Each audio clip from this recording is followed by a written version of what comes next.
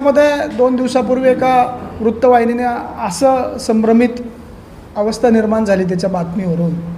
ते चुकीचं नव्हतं त्यांचं, पण असं वाटत होतं की कुठंतरी हे जे डमी उमेदवार आहेत हे नक्की प्लॅन कोणाचं आहे, नक्की कोणी तयार केले.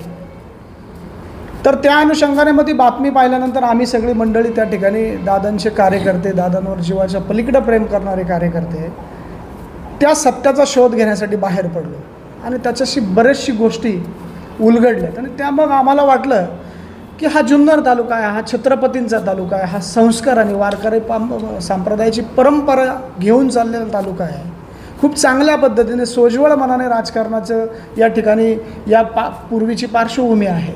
मग चुकीच्या पद्धतीने कोण वागतं आहे, या तालुक्याला चुकीची दिशा देतं आहे कोण, या तालुक्यात जे राजकारण आता होऊ घातलं आहे किंवा आत्ता जी निवडणूक आहे तिच्यामध्ये अशा वेगळ्या पद्धतीने ह्या गोष्टी करायची गरज भासली आहे कोणाला. कशासाठी तुम्ही नवीन पिढीचे आत्ता नवीन मतदार इतक्या मोठ्या प्रमाणात वाढले, तुम्ही त्यांना कशाला चुकीची वळणं लावताय. मग ही वळणं लावतं आहे कोण हे नक्की आपण शोधलं पाहिजे. निवडणुका येतील, निवडणुका होतील, जय होईल पराजय होईल, ह्या गोष्टी ही प्रक्रिया आहे, निरंतर चालणारी, ती होत राहणार आहे. पण जर आपण या तालुक्याचे पाईक आहोत, आपण या तालुक्यातला एक घटक आहोत, आपण ज्या यंत्रणेतला एक घटक म्हणून उभे राहणार आहोत, तर मग आपण कसं वागलं पाहिजे. तर मग जर आपण तालुक्याचे आमदार म्हणून उभे राहणार आहोत तर आपण या तालुक्याला काही दिशा देणार आहोत की नाही, या तालुक्याच्या संस्कारामध्ये आपण भर घालणार आहोत की या तालुक्याचा आहे त्या संस्कारांची आपण वाट लावणार आहोत, हे आपण पहिलं ठरवून घेतलं पाहिजे. मग तो कोणत्याही पक्षाचा कार्यकर्ता असेल, कोणत्याही नेत्याचा कार्यकर्ता असेल, त्यांनी काम करत असताना त्या नेत्यांनी त्याला गाईडलाईन दिली पाहिजे की त्या नेत्याच्या पावलावर पाऊल ठेवून तो चालला पाहिजे की बाबा हे चाललं आहे काय, तुला उद्या करायचं आहे काय, हे नवीन मतदार येणारे यांना नेमकं काय काय आपण दिशा देणार आहोत. उद्या पळून जातील ही पोरं, ही म्हणतील इतक्या गलिच्छ राजकारणात जर आपल्याला जायचं आहे त्याच्यापेक्षा आपण न गेलेलं बरं. अशी व्यवस्था, अशी अवस्था या तरुण पिढीची होईल. मग या राजकारणाकडे एवढ्या घाणेरड्या पद्धतीने जर आपला तरुण पाहायला लागला तर ही व्यवस्था चालणार नाही. ही व्यवस्था चालवायची असेल, ही समाज व्यवस्था चालवायची असेल तर तिथं कुठंतरी सुसूत्रता पाहिजे, तिथं कुठंतरी संस्कारांची जडणघडण जोडली गेली पाहिजे आणि ती कुठंतरी कमी पडते आहे. मग निवडून यायचं म्हणजे फक्त छान छान दिसायचं, वेगवेगळ्या पद्धतीने ॲक्टिंग करायच्या आणि मग त्याच्यावरती निवडणुका न्यायच्या का. त्याच्यापेक्षा तुम्ही तुमचं स्वतःचं कर्तृत्व सिद्ध करा, तुम्ही तुमच्या पद्धत या जनतेला मायबाप मानून त्यांच्या अडीअडचणी दूर करा, त्यांना ज्या गोष्टी लागतात त्या गोष्टी द्या. मग त्यामध्ये तुम्ही रस्ते देतात ते किंवा विकास कामं होतात ते, पाणी देतात ते या किंवा गटर लाईन देतात ते, ज्या निरंतर चालणाऱ्या विकासाच्या प्रक्रिया तुम्ही देत आहात ते तुमचं लोकप्रतिनिधीमधून काम आहे. पण त्याच्या पलीकडे जाऊन तुम्ही काय देणार आहात का, तर त्याच्या पलीकडे जाऊन तुम्ही संस्कार द्या, त्याच्या पलीकडे जाऊन तुम्ही ह्या तरुण पिढीला दिशा द्या ना, तुम्ही काहीतरी विजन दाखवा ना. तुम्ही काय राजकारणाचं इतक्या घाणेरड्या पद्धतीने जर करणार असाल तर ह्या तालुक्याला, संस्काराच्या तालुक्याला, छत्रपतींच्या तालुक्याला वेगळी दिशा लागेल. आपण सगळी मंडळी त्याच्यात भरकटले जाऊ, आपण सगळ्यांचा त्याच्यामध्ये ऱ्हास होऊन जाईल.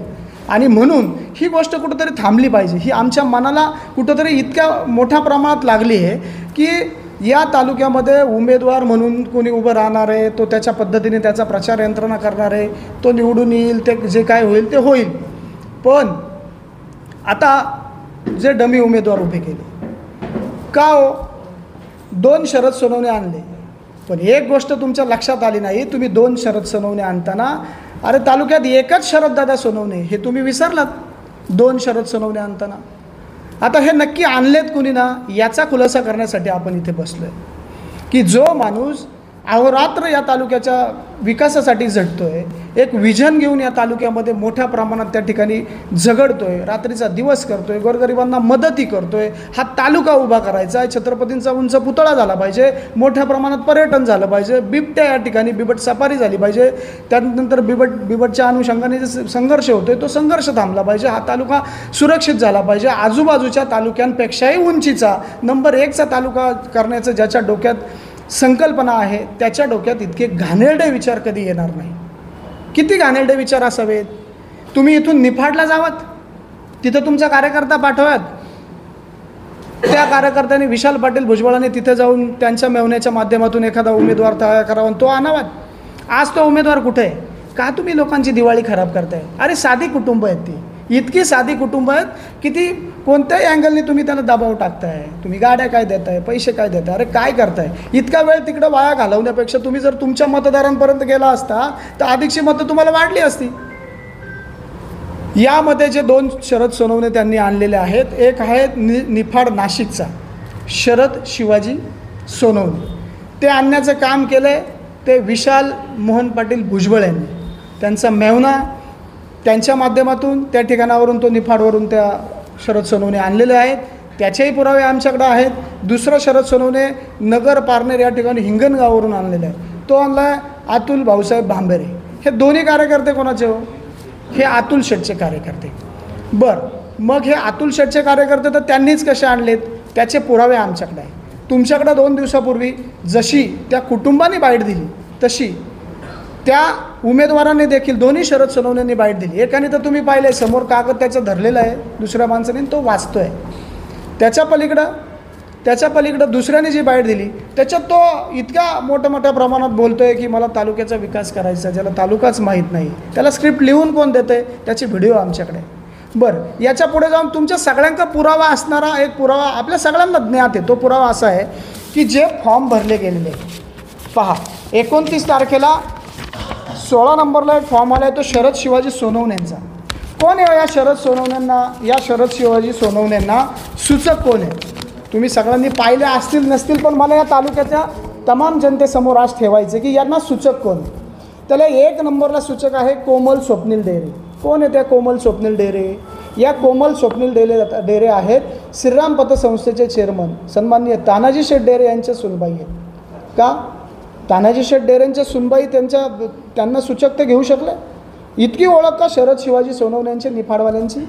दुसरे सूचक आहेत त्यांना श्रीराम पतसंस्थेचे संचालक ज्ञानेश्वर गणेश रासने. तिसरे सूचक आहेत श्रीराम पतसंस्थेचे संचालक अनिल तुकाराम थोरात. चौथे सूचक आहेत मंगेश दत्तात्रय नलावडे, महाव्यवस्थापक श्रीराम पतसंस्था. असेच आहेत सगळे सूचक. अजित शामराव शिरसाट श्रीराम पतसंस्थेचे कर्मचारी, नारायण सीताराम दरंदाळे श्रीराम पतसंस्थेचे एक शाखा व्यवस्थापक, ज्ञानेश्वर धोंडीभाऊ खराडे श्रीराम पतसंस्थेचे वसुली अधिकारी. का हो? श्रीराम पतसंस्थेचा आणि या शरद शिवाजी सोनवण्यांचा संबंध काय हो? काय संबंध? हा संबंध जुन्नर तालुक्याच्या आम जनतेसमोर गेला पाहिजे. हा संबंध आहे की हा शरद शिवाजी सोनवणे हा मांजरगाव तालुका निफाड जिल्हा नाशिक या ठिकाणावरून सन्माननीय उमेदवार अतुल वल्लभ बेनके यांनी आणलेलं आहे.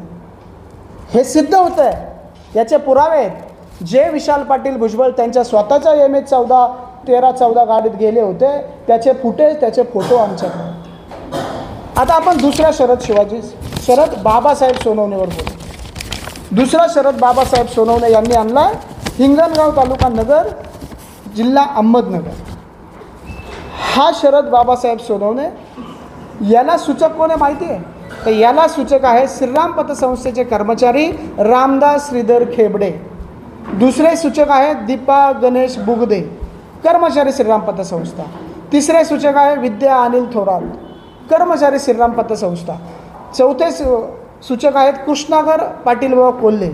हे जो श्रीराम पतसंस्थेचा त्या ठिकाणी जो हॉल आहे ना ते हॉल स्वतः त्यांच्याकडे चालवतात ते. त्याच्यानंतर आहेत मंगेश गणेश रासने, हे संचालक आहे श्रीराम पतसंस्थेचा. काय संबंध आहे याही शरद बाबासाहेब सोनवणेचा आणि या श्रीराम पतसंस्थेच्या संचालकांचा, कर्मचाऱ्यांचा? तो संबंध असा आहे की ही श्रीराम पतसंस्था बेनके साहेबांची. अतुल वल्लभ शेठ बेनके त्या ठिकाणी उमेदवार म्हणून उभे आहेत. तुम्ही संस्कार द्यायला निघालेत ना, तुम्ही तालुक्याचा विकास करायला निघालेत ना, मग हा तालुक्याचा विकास का? हा तालुक्याचा विकास का? अशा पद्धतीत तुम्ही लोक आणून उभी कर. अरे मग तुम्हाला एक शरद दादा जो तालुक्यात गेले 14-15 वर्ष सातत्याने संघर्ष करतोय, दिवस पहाटेपासून तर रात्री उशिरापर्यंत जनमानसांच्या मदतीला धावतोय, इतकं मोठं विजन घेऊन तालुक्यामध्ये पळतोय, त्याला थांबवण्यासाठी, त्याला थोपवण्यासाठी इतक्या खालच्या पातळीला जाणार तुम्ही? इतक्या खाली उतरणार? बरं, कोणी आणलं या शरद बाबासाहेब सोनवण्यांना? तर या शरद बाबासाहेब सोनवण्यांना आणलं अतुल भाऊसाहेब भांबेरे. मित्र आहे आमचा मित्र आहे. त्या अतुल भाऊसाहेब भांबेरेंनी ज्या ऑफिसमध्ये पुण्याला वाघोली या ठिकाणी त्याला स्क्रिप्ट लिहून दिली, त्याला बाईट घेतली, त्याचे व्हिडिओ फुटेज आमच्याकडे. त्याच्यामध्ये अतुल भाऊसाहेब भांबेरे स्वतः स्पष्टपणे त्याच्यात दिसतात, ते स्क्रिप्ट लिहितात, ते त्याचा व्हिडिओ घेतात, ते त्याचा व्हिडिओ 3 वेळा रिटेक केला आहे चुकला आहे म्हणून. काय हो, काय संबंध अतुल भाऊसाहेब भांबेरेंचा? त्यांचा संबंध हा आहे का ते आदरणीय अतुल शेठ, वल्लभ शेठ बेनके यांच्या जवळचे निष्ठावंत कार्यकर्ते. निष्ठा आहे त्यांची, पण अशा पद्धतीने